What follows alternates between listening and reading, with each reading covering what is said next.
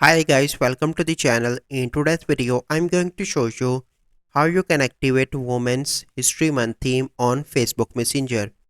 So first you need to do is to open Play Store and search for the Messenger.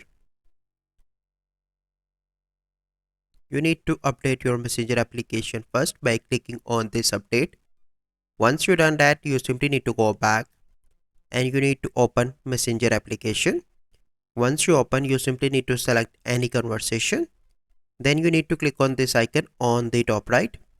From here you need to click on theme and select Women's History Month and click on select, and now you can see that this theme is activated for this conversation. So this is the process. I hope you find this video helpful. If you find this video helpful, must like this video, subscribe to our YouTube channel for future videos. We'll see you in the next video. Thank you. Have a good day.